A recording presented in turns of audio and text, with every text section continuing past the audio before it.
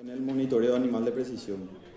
Ella es decana asociada de la Facultad de Ciencias de la Universidad de Queensland, con responsabilidades académicas para la Escuela de Ciencias de la Agricultura y Alimentos, la Escuela de Ciencias Veterinarias y la Escuela de Ciencias de la Tierra y Medio Ambiente.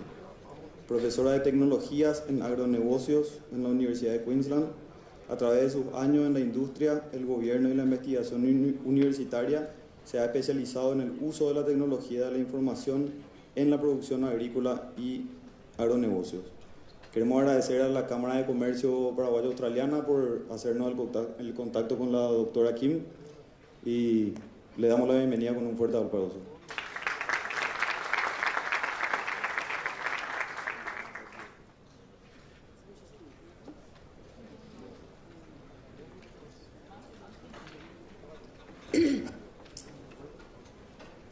Well, thank you very much for inviting me here to this Congress. I'm very honoured, and I know that I'm going to be talking about something slightly different to what you've been hearing over the last day and a half, but I hope you find it interesting. It's all related to pasture monitoring. Pasture is forages in Australian, so I will refer to it as pastures because I will forget to refer to it as forages. Pasture monitoring and animal welfare, animal health monitoring. And what we're doing is we're looking at the use of technology to do that. So I'm a technologist. I have worked in the technology environment for nearly 30 years. My colleagues on this paper, let me just go back. My colleagues on this paper, Armando Navas, is my lab manager, and he's doing a PhD with me. He's actually an electrical engineer. His family own a large ranch, in fact I think a couple of large ranches in Colombia. So he comes from this work from a beef production background, but he's using his electronics and electrical engineering to facilitate what we're doing. And Fabian is an engineer again, who is helping us do, and a programmer, so he's helping us do a lot of the technology transfer in terms of programming. So what I'm going to look at today is how we can use a low-cost sustainable, or develop a low-cost sustainable and viable farm monitoring system, and we're doing it for extensive grazing within the Australian context, so anything over 1,000 hectares. Again, extensive grazing in Australia tends to be on very large properties, as it is here in Paraguay. And so what we're trying to do is take technology and make it be useful over that very large area. I'll talk a little bit about this thing called Internet of Things. I'll give you the definition and how we're using it, how it relates to some of the more common or garden type activities, even in the home. We'll look at the remote sensing basics. So I apologise for the fact that this is in English and that my slides have not been translated. That is my fault, because I've changed it. As I've been listening to other people's talks, I've actually changed my talk a little and added a few things in that might relate better to how some of the other people have been talking about it. And I'll bring those people's talks into mine. So we'll be looking a little bit about remote sensing. I'll talk a little bit about drone technology. Drone technology has basically swept the world in the last couple of years. And how then can we make use of that technology for agriculture and production systems? And then at the very end, I'll bring it all together under a project around individual animal monitoring. So wearables, animal wearables. You're all aware of the Fitbit watches that you can get that look at your fitness as you're running around or doing steps or walking. So we're using some of that technology perhaps for monitoring some of the animal issues. So this is a combination of projects. We're talking about a combination of projects. One is the UQ Gatton Smart Campus. So I actually come from the UQ Gatton, so the University of Queensland Gatton campus. It's a rural campus, and I think you know that from, or you will know of the Gatton campus perhaps from Gatton Panic. So that was where that pasture was actually developed.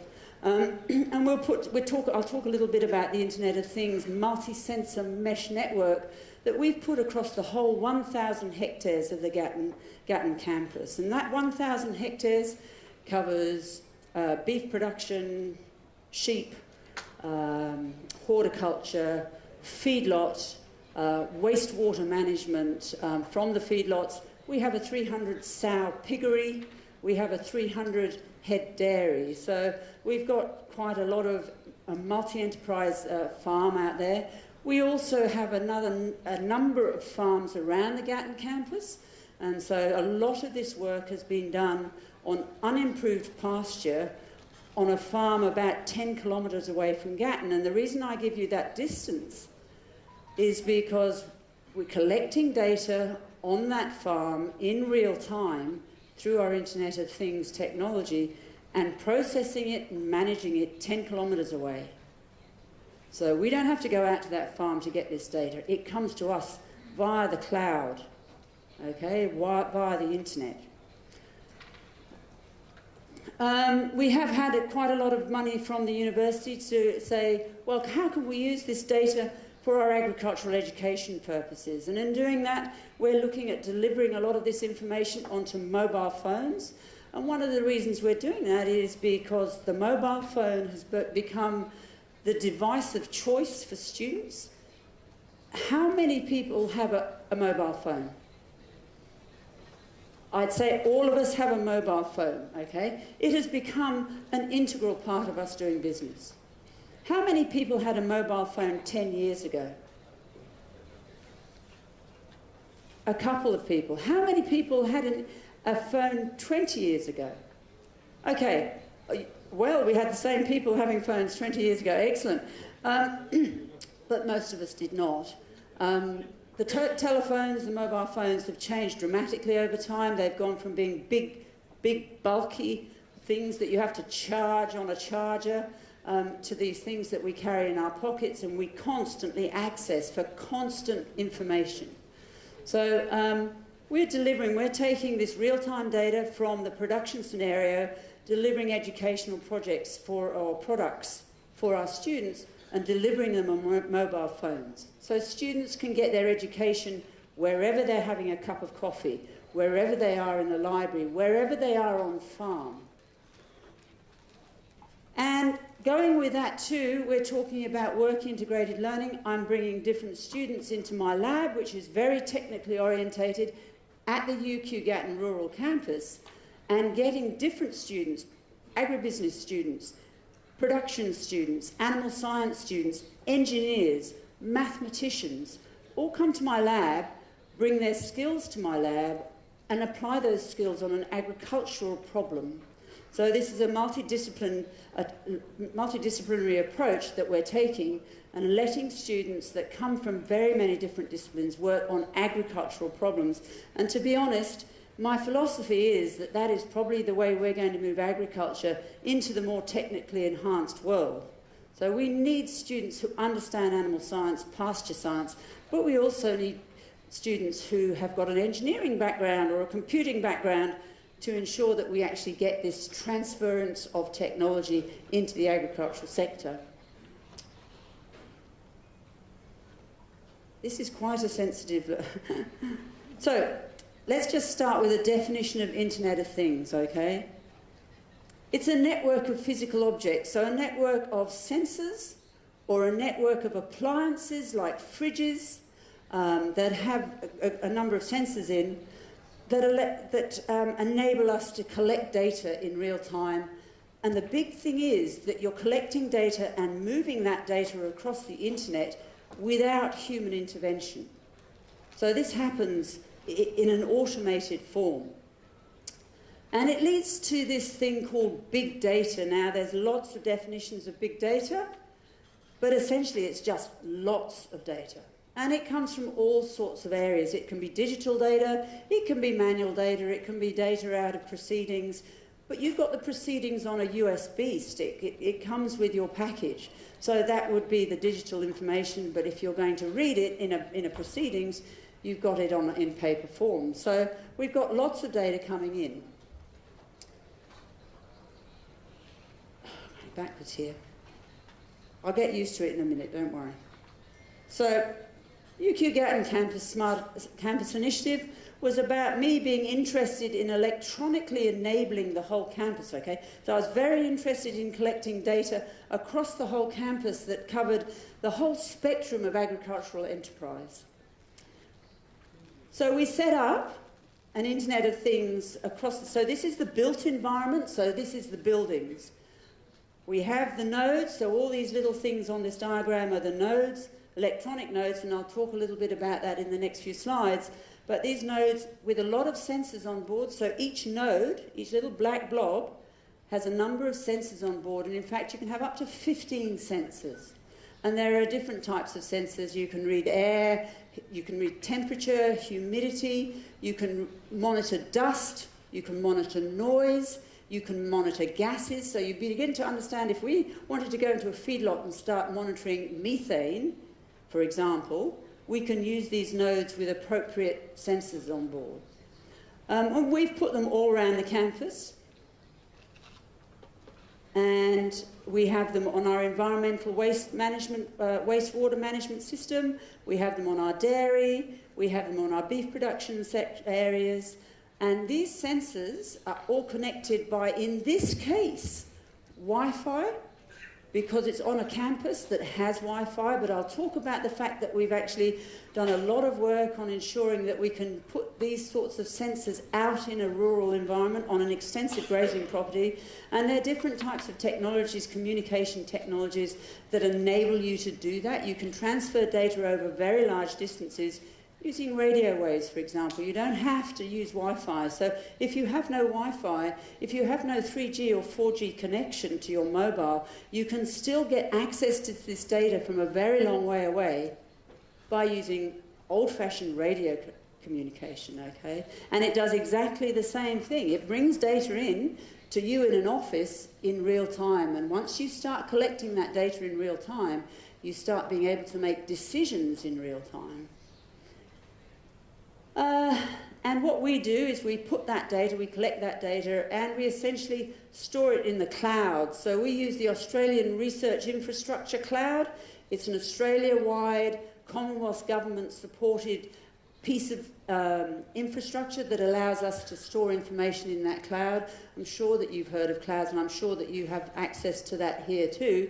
But we use that specifically for storing our data under very secure conditions.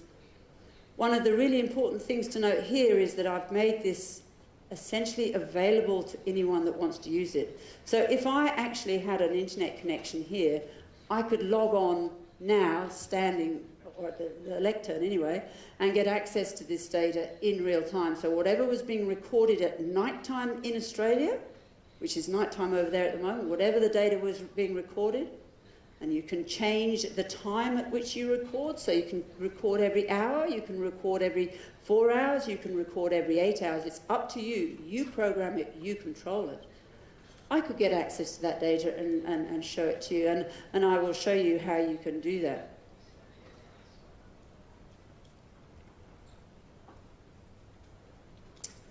So our wireless sensor network has been set up to be operational, okay? So it's very important that you understand that this is not just research technology. This is technology that we are making operational for extensive production. And we're making it operational in an environment that's really very harsh. Australia is the driest continent in the world. And although we at UQ Gatton in Queensland, in the northeast of Australia, actually exist in a subtropical environment, and so our agriculture is termed subtropical, we still get a lot of droughts, and we have very hot temperatures, particularly as you move more into the centre of Australia, which is more desert country.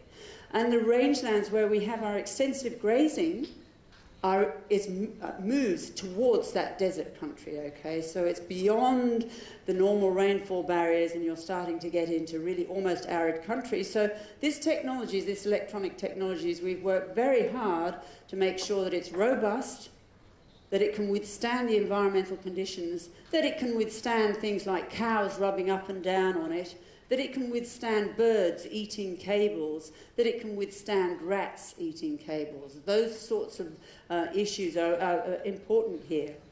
So we talk about it being robust and low maintenance. So while the technology is new to us in the agricultural sector, it's been around for some time. We did not go bleeding edge technology. We went leading edge technology, which has a good customer service around it. You can get service from the company. And by the way, the company that we buy our technology from is a company called Libelium, and it is based in Spain. So the fact that you can speak Spanish and communicate with them directly is probably something that's quite nice. So with multiple sensors, so each node, the little black boxes, you can have up to 15 sensors. So you could be looking at soil temperature at the same time as air temperature, at the same time as rainfall, same time as gases.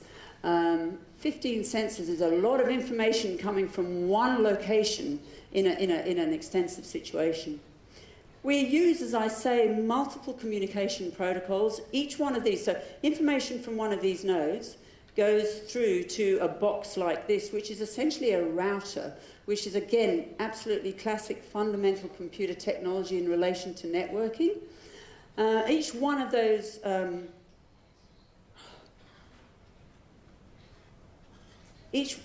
oh dear, I'm very sorry about this. I will learn how to use it.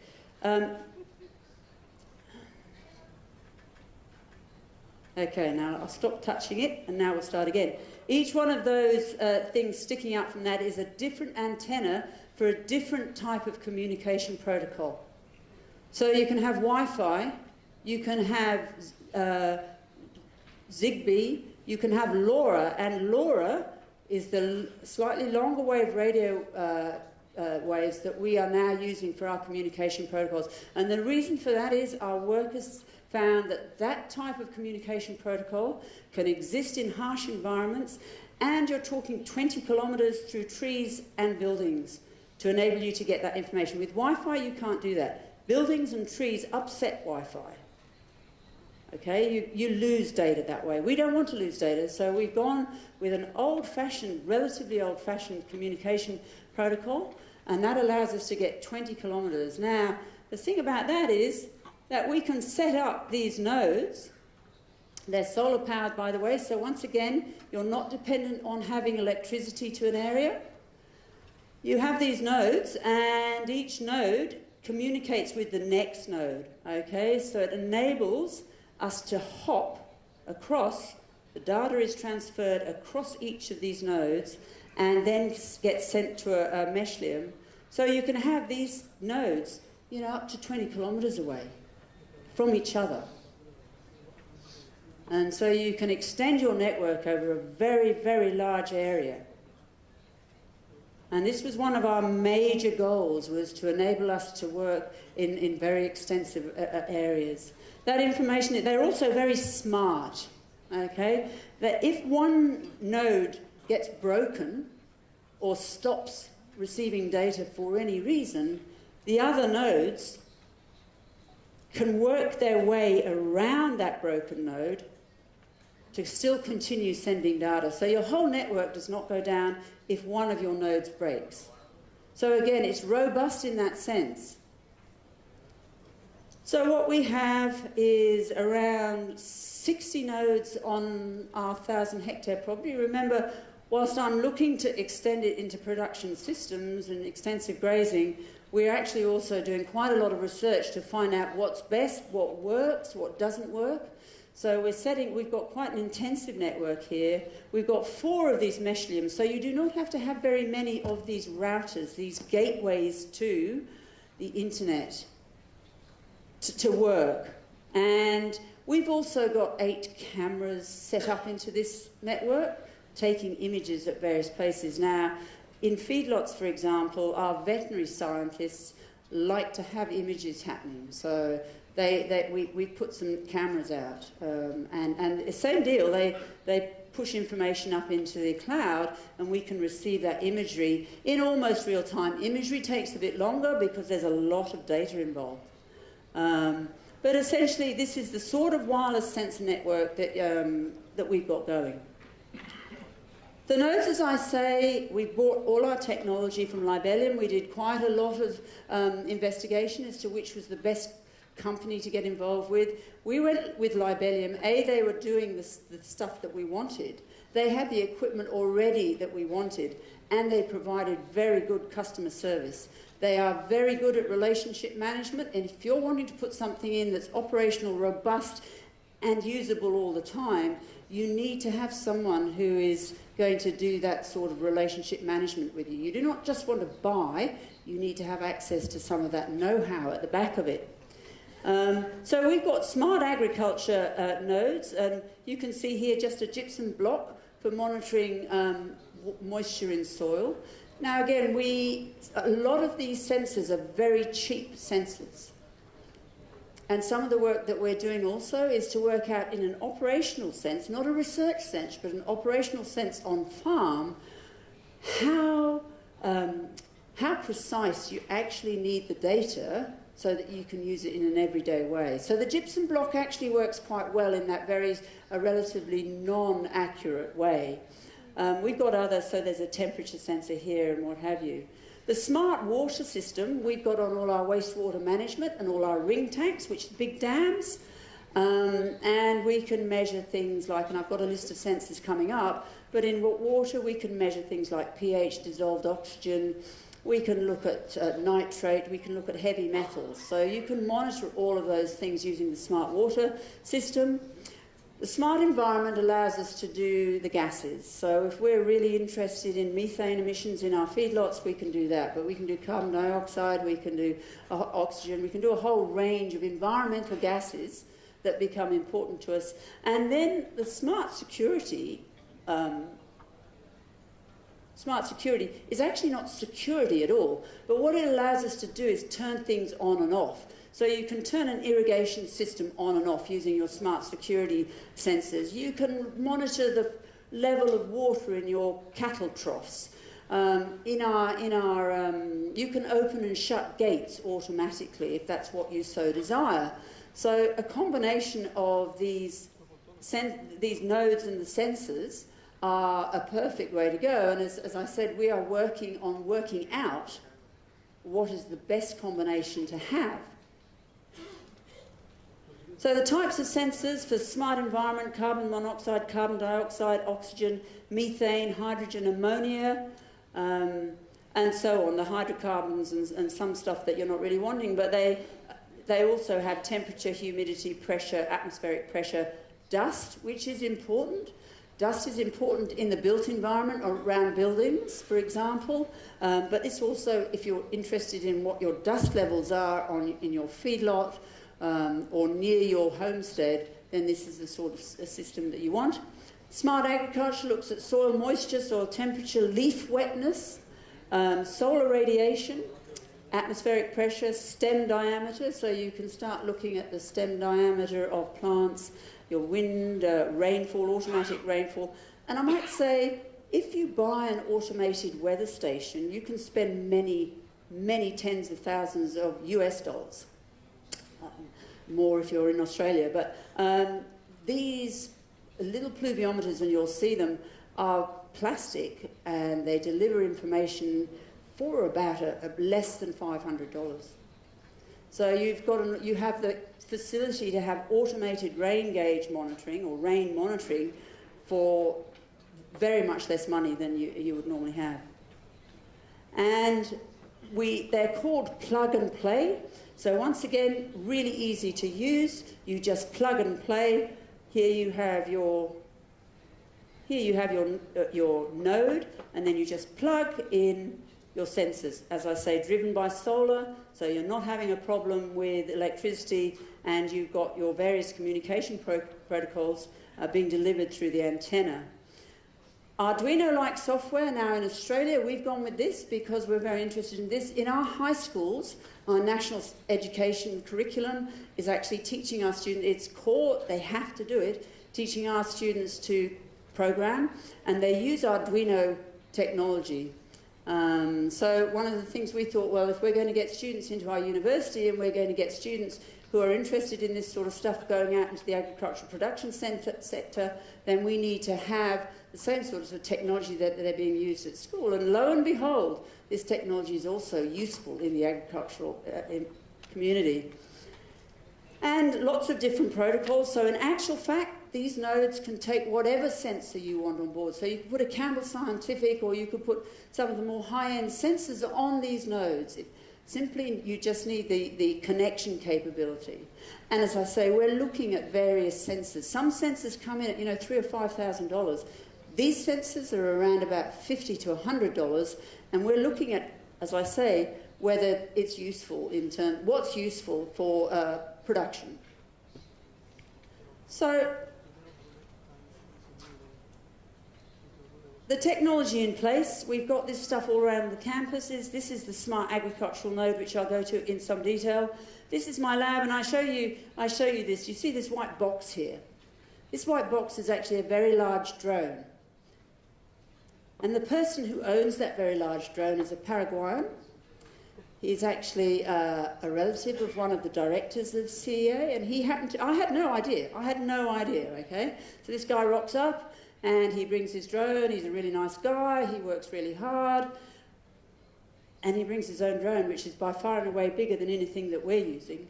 And he stores it in my lab, and he crashes it occasionally, but hey, that's okay, because what he's doing is learning to use the drone for use on his property. And here is on top of a building. We've got the weather vanes and the rainfall gauges here. We can put them on lamp stands here, all the different types of sensors, and as I say, that's the agricultural node. Again, a slightly larger look at my lab. It's primarily a research lab, but I use it for education as well. So this work integrated learning, as I say, I bring lots of students from different disciplines to come and work in this lab. They learn how to solder, they learn a little bit about electronics, they learn a little bit about avionics in terms of the drone work, which I'll talk about, and we get them working within the lab, giving them a work integrated learning experience. And when we put this stuff on water, we use just ordinary sewerage pipes. So we go down to the local hardware, and we've made these boats. We have 8 or 9 of these boats on various different types of water bodies, and you can see here, if you can just see the little spikes that come off the top, that stops birds eating them. You can see it's fully encased, all the electronics, fully encased in conduit, electrical conduit that you put electricity wires down, and the reason for that is to stop turtles and water rats. We found that this can stay out in a pond or a water body for up to a year without having to be cleaned. But you can see what happens when you've got algal growth, which means that there's a lot of nutrients in that water. You need to clean that more frequently, because the sensors, which are dangling down under the water in a protected box, get a bit clogged up. Now, where we've put this particular one is, this is our piggery. As I say, a 300 sow piggery, and the effluent from that piggery comes down through settling ponds into the water. And the system, it's a wastewater management system, and the effluent gets slowly cleaned and the nutrients dissolved as more water is pumped in. It's actually a 3-lake system. And we have these on every lake, and we can monitor how the water is getting cleaned.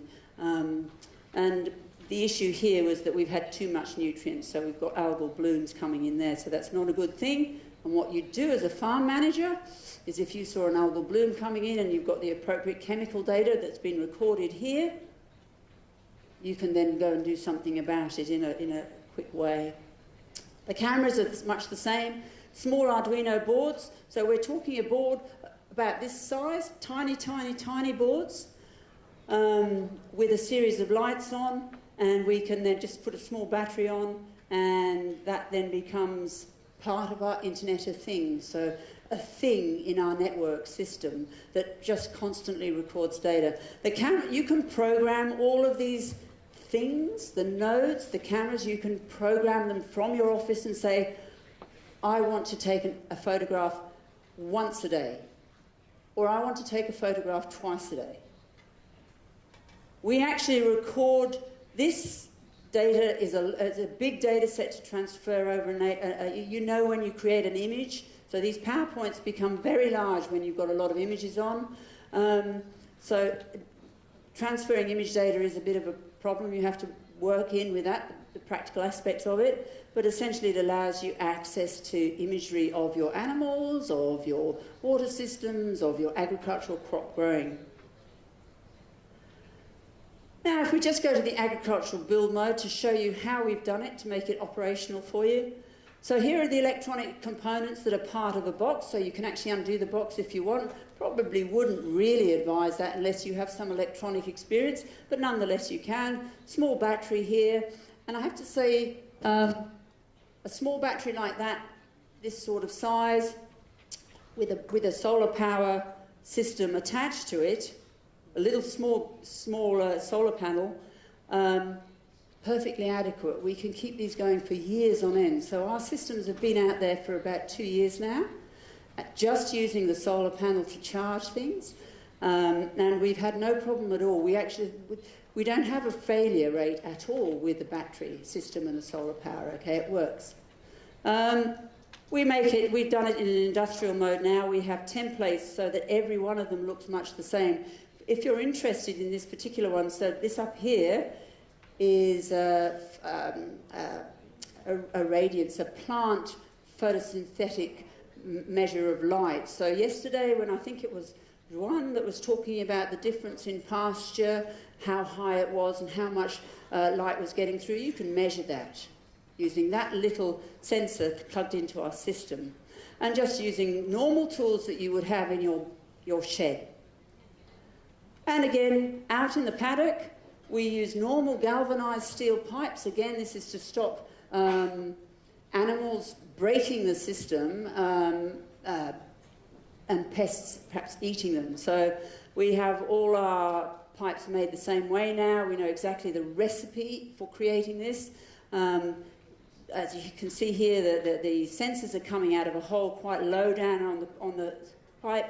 And we have used tools that you can buy in your local hardware store, your local rural produce store. These are tools available everywhere.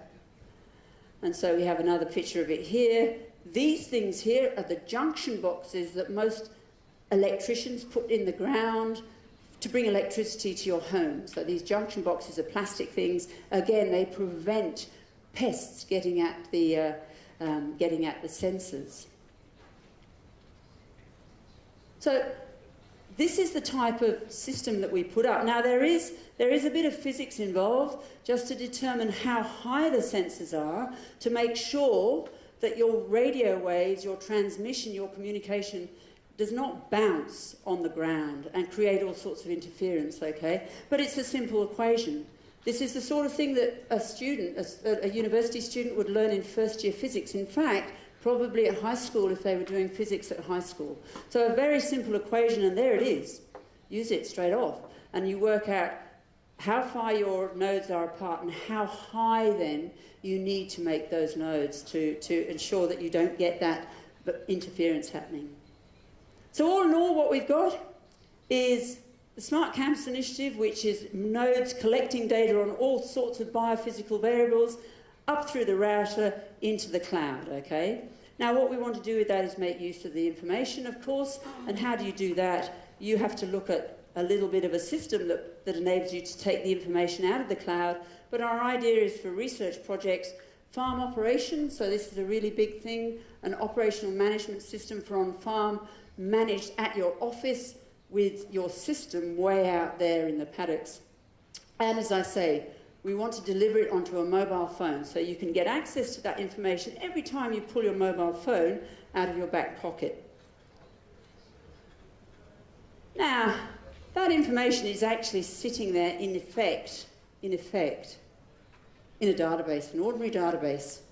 And what we've done is we've said, well, some people may want to visualize the data, and I'll show that to you in the next slide, but some people may just want to use the raw data. They may want to literally make use of the data in an Excel spreadsheet. If that goes into your existing property management software, then that's probably what you want to do. But maybe you actually want to have access to that information in a different way. So we've set it up so that you can chart the information online in front of you on your computer. This, I think, if I recollect, is soil temperature versus air temperature. The blue, this one going down, is air temperature, and this is across from the 12th of September 2016 to the 25th of November 2016. So you can see that the air temperature would drop during the night, but the soil temperature doesn't. And you can do that for the whole year.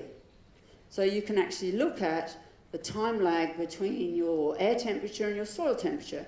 You can look at on which day you had a cold soil temperature. If you're trying to germinate something, you might look at what was happening in your soil temperature, particularly at night time. And we have where the Gatton campus is, which is probably how come we're that we got into the Gatton panic stuff. We have frosts, but at the end of the day we have very hot temperatures in summer, so we can go up to 39, 40 degrees in summer. We can go down to -6 in the winter. So it's slightly different from Brisbane, which is the city, where we probably are looking much more at a more reasonable range of temperatures. Now, what you might want to do on top of that, and we now have this, so this is a slightly old image, we now have the ability to have 4 sensors delivered at the same time in a chart form. So you can look at rainfall, you can look at soil humidity, you can look at soil temperature and air temperature at the same time. So classic sort of variables that you might want. You can look at it every hour if you want to. You can look at it depending on how you set it up to take the information. The nodes go to sleep. They wake up. They all wake up at the same time, all programmed to wake up at the same time, take a reading, and then they go back to sleep again. So they're not using their battery or their solar power whilst they're asleep, but they enable you to collect data in a time span that you want. And this, just to go into this, we've also put in a mapping facility, so you can start looking at heat maps, cold maps, rainfall maps across a very wide area. This is an experimental setup where we've got nodes every 100 metres, but you can do exactly the same thing with nodes kilometres apart, okay? So we have large amounts of biophysical data coming in. What else do we need and for what? So we want it. We want it for pasture monitoring and management. We want it for animal monitoring and management. We want it for crop monitoring and management. And certainly at a university, we want it for education so that our students get access to this technology and the information, and we make use of it for their education. But there is more data to be collected, and that data is an aerial view. So I'm going to go backwards in time in the next slide, but one of the things that we're looking at and have done a lot of work on is the use of drones in agriculture, all right? Now, we're essentially going backwards in time to be futuristic. So remote sensing has been around since the early 70s. The Americans put up the Landsat series of satellites for monitoring the environment, monitoring the Earth. And essentially, very originally, it was put up so that the states could monitor crops in Russia and perhaps manage the commodity price of wheat. If something was happening in Russia, they could do that. Now, it never really worked in agriculture, and the problem was, so it was satellite or airborne, and the idea was to look at spatial variability. So this is a paddock, this is about a 12-hectare paddock, and you can see a variability in the yield. The red and orange are high-yielding bits of the paddock, and the purple is low-yielding bits of the paddock. And that's the sort of variability that you can get simply with a monoculture. So this is wheat. And so you're interested in this spatial variability because the gross margin for that paddock changes, of course, determining on your yield. But that's all very well, but it's had a check at history in agriculture remote sensing, and there are 2 main reasons for that. One is that the data has been very costly in the past. The revisit frequency of the satellite to a certain point on the Earth's surface is round about 16 days. And as you know, a lot happens in the agricultural production sector in 16 days. So that revisit frequency is a bit of a problem. The resolution is really quite poor. You know, back in the 70s, it was 30 to 80 metres per pixel, and that again means that you lose a lot of spatial variability information in that. It requires a cloud or a haze-free environment. So in tropical environments, that's difficult because you've got a lot of convective activity And so having cloud is a problem. And then back in the day, back in the 70s, you know, computing was a problem. So what we can now get on our laptops, gigabytes and gigabytes and gigabytes of data, we couldn't even get on a supercomputer in those days. And so that was a cost issue as well. But I guess the other problem was a lack of skills in the agricultural sector for using this technology. Useful though it was, most of the agricultural people did not have skills in this area, so once again it was a cost because you had to bring in a consultant. So, and to give you some idea, here is a very young Kim Bryceson, some 20 years ago. I did this work 20 years ago. We were looking at a 40-hectare paddock in dryland farming situation in southern Australia. Dryland means you have 400 millimetres of rainfall a year. And you grow, or we grow in Australia, prime hard wheat. So that's really high quality wheat in those sorts of conditions. This was an organic paddock. It had been organic, no fertilisers for about 15 years. And we decided to monitor it over a growing season, having done some things to it. So here is and we used satellite data. So what we did to this organic paddock, we split it up into 3 sections. We left the middle section completely organic, nothing put onto it. And then we fiddled around with phosphorus and zinc. So on this side, I think it was, if I recollect, this was 200 kg per hectare, this was 100 kg per hectare, and a mixture of phosphorus and zinc. And we then monitored that using different satellites through the growing period. So this was about 6 weeks after seeding, and the green colour indicates just the growth coming through, okay? Down here you can see by the time we get to near to harvest, you can actually see the results of the phosphorus application. Well, you can in this corner, so it relates to there and there. In this corner it seems to be slightly different. So what we also had on this 40-hectare paddock was a series of old-fashioned rain gauges. You actually had to go out and you had to look at the plastic thing and, you know, measure the rainfall. And you could create a spatial map of that rainfall. In that 40-hectare paddock, there was a 15 millimetre difference. 15 millimetres in an annual rainfall of 400 is a lot of difference over 40 hectares. And what we found was that this part of the paddock didn't get as much rainfall as the other parts of the paddock. Here we also did the same thing. Every 100 metres we did a soil sample, so we could look at pH, clay content, boron content, aluminium, so on and so on. Okay, so we were looking at the soil properties, the spatial variability. And this was the sort of work we did back then, but this was a very expensive project back in the day. That would have cost us probably $10,000, and that's an expensive project. In the last 5 years, however, satellite data is, for the world is free. You get it from NASA. Still the same set of data, but it's now free. You download it, and you download an 8 gigabyte image in seconds. And we've had this exponential growth in the miniaturisation of electronic equipment, which has meant that people have been able to build their own drones and play with drones. And I'm just going to go quickly through the drone stuff because I suspect some of you will know it. But drones are basically robotic flying platforms. They're called UAVs, unmanned vehicles. And if we just go back one, we'll start with the multi-rotors, which are the drones like this. They're affordable tech, they're less than $600. Open software, again, the idea of having open software means that you can do things to them yourself, you're not dependent on a consultant. We've got reliable global positioning systems, so you can get very accurate positioning systems, and I'll show you the level of accuracy in a minute. Programmable, so you can actually program your mission. You don't necessarily have to be flying it, so you can program them very clearly. Free software online, so you don't have to buy anything there. And it's got about 10 to 40 minute flight capacity, and it has a carrying capacity of only 1.5 kilos. So there are some trade-offs here. If we go to the next sort of thing, which are the fixed wing platforms, they're more expensive. They have a much longer flying time. They have much larger spatial coverage in that flying time. So about 400 hectares, in 70 minutes. Larger carrying capacity of up to 2 kg, so you've got very high quality cameras, for example, or you could even put some, maybe some fertilizer or herbicide on, but you need takeoff and landing skills, so you actually have to train a lot harder and for a lot longer before you can use this technology. They're robust because they've only got one engine, but you need to be able to service that. And some complex designs allow you to vertically take off, so you don't have to do a long runoff.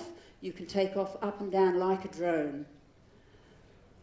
Now, the really excellent type of drone would be a sort of helicopter version here. So the helicopter version is about probably this sort of length, 1.5 of these blocks here. That's a Yamaha. In the United States, that is now legislated as being able to be used for agriculture. You know, it's not necessarily a potential terrorist threat. But the problem with them is they're very expensive. You have to be a helicopter mechanic to maintain the rotor. They're energy efficient and very stable. They have a very complex motor system, as I say. They're gasoline powered, so you've got to have access to this. This is at Embrapa. They have a number of these for their work, okay? We have not gone down that line simply because this is too expensive and this is too difficult. We've gone down the line of small multi-rotors, and for this, they're a cheap platform to be able to carry high-resolution centres. We can collect data on spatial variability, so we're optimising production efficiency and quality, and we're minimising the risk and environmental issues, okay? Now, if you look at the ground, you can see a little bit of variability in this pasture, but look at it from the air. The spatial variability in that paddock is really quite amazing. So if you've got the data on the ground, so you've got your biophysical data coming in from your Internet of Things multi-sensor mesh network, and then you put some aerial data on top, you've got some really nice information then to start doing some work with. So the drones that I have at UQ, I've got 5 DJI Phantoms, which are the classic little drones that you might see on the telly. 4 bespoke, so in other words, 4 very designed particular quad. They've got 4 arms, and then 3 bespoke hexes with 6 arms, which allow us to carry more weight, and 10 mini ag drones, which are our own design. And this is where we brought the work integrated learning thing in for the students. We get students to, with their youthfulness and their interest and their abilities in the computing world, to design some of these drones for us, particularly for ag. It takes about 10 minutes to learn to fly safely, and so pretty good news.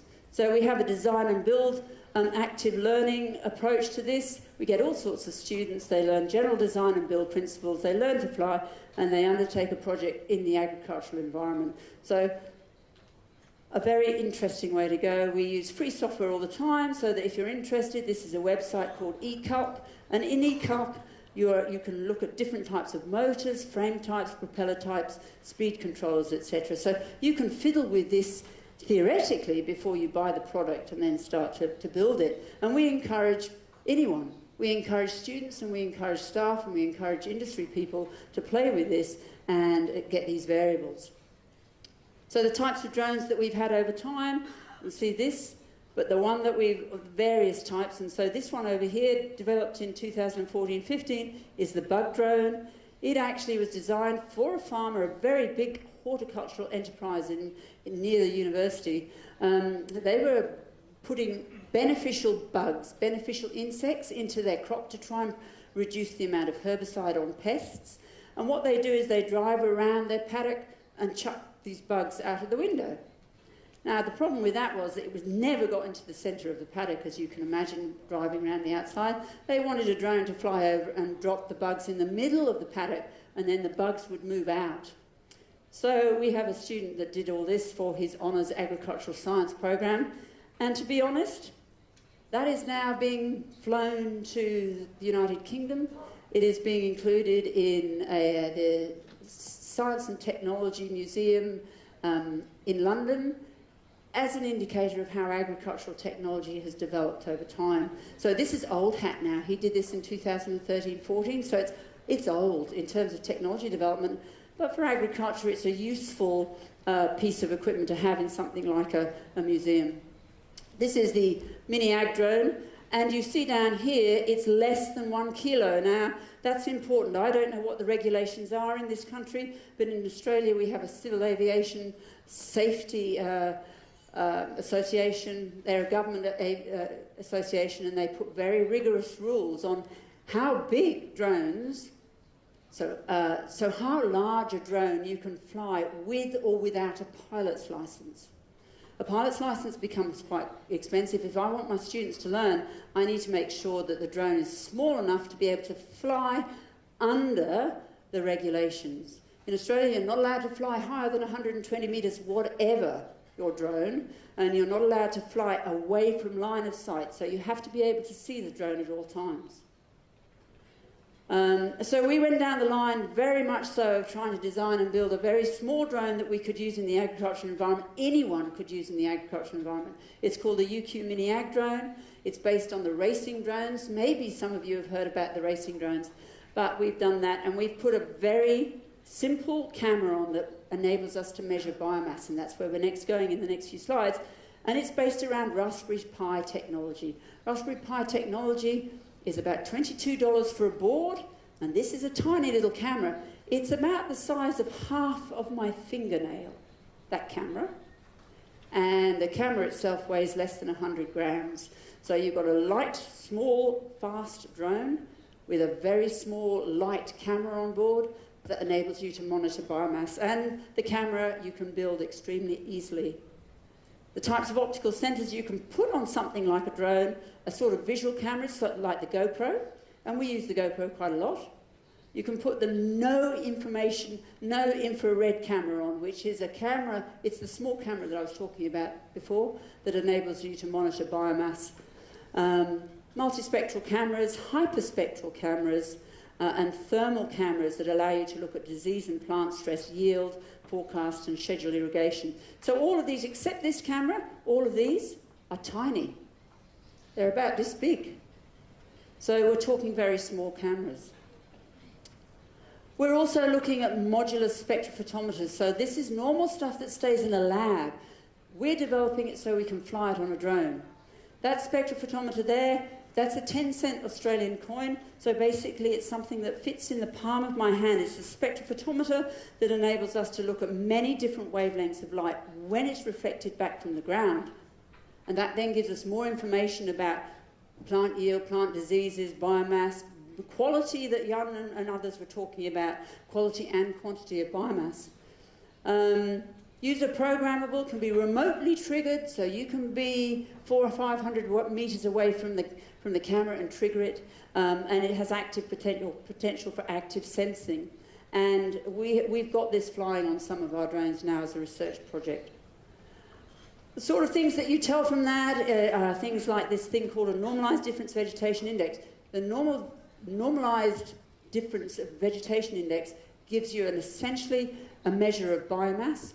It was developed way back in the very early 70s with Landsat data, with the satellite data, but you can just as easily make use of it if you've got the right wavelengths in your camera on these drones, and that's what we've done. And here you've got an original red, green, blue image, which would be your normal colour image that you get from a camera, and then we use the infrared information. So the no IR camera means that there is no filter that takes out the infrared light. Now in a normal camera, there is a filter that removes the infrared light, okay? This is a little camera that keeps the infrared light, and that means that we can use that to measure biomass, because infrared actually records reflectance in green vegetation. So if it's recording high reflectances from the green vegetation, you can equate that to biomass. And here you can, so white areas here, and this is on one of our trial plots. So these are 5 acres by 5 acres, no, sorry, 5 metre by 5 metre plots, and you can see the individual plots quite easily. The light colour is about high reflectance, so it's a high biomass here, and then you put just colours on it. So this would be the same as making your images in Photoshop or something like that, different colours. And here we have very large biomass is red, and going all the way to blue, which has none. And you can see that the NDVI, the vegetation index here, looks low, and so this is low. So, and you can note that you're picking up the 5 metre by 5 metre plots quite easily on this.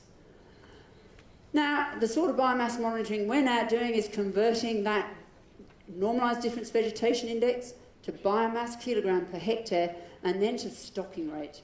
So, and stocking rate depends on obviously where your cow is in the life cycle. This particular set of images was done on Gatton paddock. At Gatton, it's a paddock that we use quite a lot.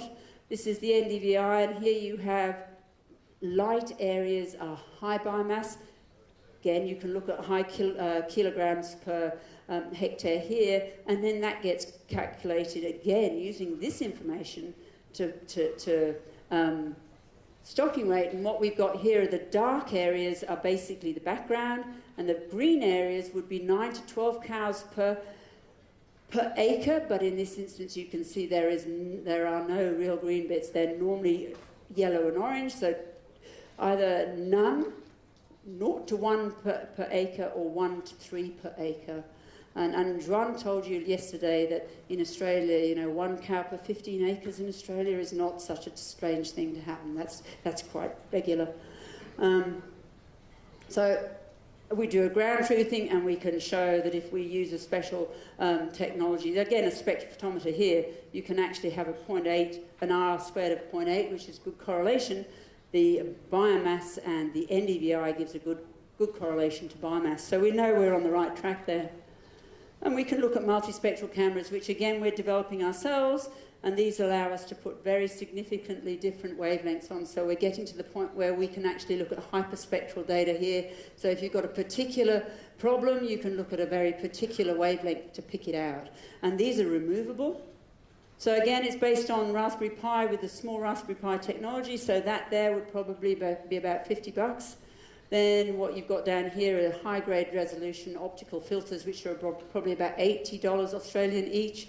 So by far and away the most expensive bit of this are the research-grade filters, but nonetheless, not a very expensive way to get an awful lot of really useful information about plant health and plant quality. And what we've got here is, you can see here, this was taken at about 15 metres. This is the 2 cotyledon stage. So it's when a plant has just germinated, you see the 2 little leaves. And you can see infrared is very bright. In red, it's very dark because green vegetation absorbs in the red. And then green is a bit light as well because that's reflecting the amount of photosynthesis, chlorophyll in the plant. So you can actually get really, really, really high resolution information out of this if you so want. This was for a nursery. So they're looking at germination of thousands and thousands and thousands of seedlings, and they're very interested to know what are not germinating and what are. And the sort of drones that we use, and this is quite interesting, this was a Brazilian student who was over on exchange with us, did some work in central Queensland that was looking at the difference between the role of Landsat data with its resolution, coarse resolution. So this was all classified the same, but when we use the drone data, you can see individual blobs of yellow here. They were individual tree canopies of the prickly acacia, which is a woody weed in our grazing areas that actually exclude cattle. So very fast spreading. They do a lot of damage to our rangelands and our grazing areas, so we want to get rid of that. So we can look at crop yields, crop diseases, water issues, pasture type, quantity and quality, and then convert to stocking rate using this sort of technology. But I guess my talk, which I've got about 3 minutes to get through now, is the individual animal sensing project. So we're interested in monitoring, within that overall data collecting system of the internet, we're interested in monitoring individual animals. And we've had a couple of projects on the go. We've developed an RFID drone, which I'll talk about, with the data then transmitted over our IoT system to the cloud and then into our office. And we've also looked at technology, wearable technology on animals for head movement, heart rate, respiration rate. So in Australia, how many have I gone on? So here's the RFID drone, and basically you can see here we're looking at the management tags now. The problem with RFID, how many did I go forward? Yeah, so the RFID tags in cattle in Australia are passive sensors. They don't actually push forward information. You actually have to scan it. And I put this very briefly in because we were talking about it at lunch yesterday. Our RFID drone, however, we're using American tags that do have active tags, so we can pick up a small signal as we fly the drone over a cow. And we've got different antennas that we're working on. And again, the idea is to get these smaller and smaller so they become an operational tool that you chuck in the back of your ute, your Hilux or whatever, and you can take them to wherever you want to fly them and pick this sort of information up. In Australia, we have a mandatory electronic identification scheme for our cows. EID devices, ear tags are put in, computer and software. It's mandated for government for the whole Australian herd, beef and dairy. You cannot be a beef producer in Australia without having this, okay? There's many different tags, and I would advise very much for you, if you're interested in this sort of thing, to go Meat and Livestock Australia, which is our industry body for beef production, or well, actually for livestock production. There is the website, www.mla, Meat and Livestock Australia, mla.com.au. Cattle, sheep and goat producers pay a transaction levy on the sale of their livestock in Australia, and this is what, and the government, the federal government, then matches that dollar for dollar. So this is where we get a lot of research money from. Meat and Livestock basically provide that money for us in the production sector. The two important systems are the barcode, which I'm sure you all know from the supermarket, and the RFID system, and you can see here it's in the cow's ear. Basically active and passive tags. And how it works, and again I put this in because we were talking about it yesterday lunchtime. You have the tag here, you have particular technology that allows you to put it in. So you have the RFID tag in one ear and the management tag in the other, and you put it far down into the ear so that you don't lose it, okay? And basically what it does is it has to be scanned as you, quite near, the cow has to be quite near to the scanning instrument, either on the gates of your cattle pens or just basically with a wand. And our traceability system is, unfortunately, the ears come off first at the abattoir or the processing centre. So what do you do then? You've lost your traceability, birth to death traceability on the animal, get to abattoir and then you lose it. Well, what they do is, and I think this is the same in Paraguay, you have a whole series of things. So the National Vendor Declaration is a government-managed thing again for identifying your property and what cow comes from it. You have a carcass ticket in the abattoir, primal labels, different types of cuts, and so on and so on. And these labels become barcodes. So they actually use the RFID system and barcoding system for food traceability. The animal wearable devices, we wanted devices that could communicate between the product and the Internet of Things system. We needed a suitable sensing solution to have multiple sensors to manage these things on a cow. It had to be low cost and easily replicated if you wanted to do it within your herd multiple times. Non-intrusive so that the animal doesn't get distressed by it. Wireless-based to enable us to do that transfer of data, and a convenient powering mechanism. And we started off on horses because we were interested in monitoring the fetal heart rate within the mare when the mare was about to give birth, okay? So those last 48 hours in a mare's life, they move differently and their heart rate goes all over the place and respiration rate changes, and so does the fetal heart rate. Now, in humans, we monitor the fetal heart rate a lot.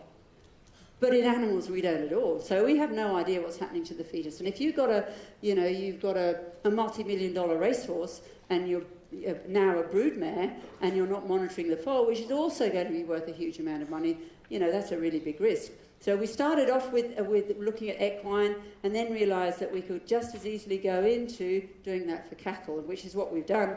And again, it's based around the Arduino technology. Very small, so again, this is about this size. So project one was to have an accelerometer, so we were looking at we were looking at head movements, and head movements give you some idea of whether the animal's eating, whether they're distressed, you know, whether they're going to lie down, so that was interesting.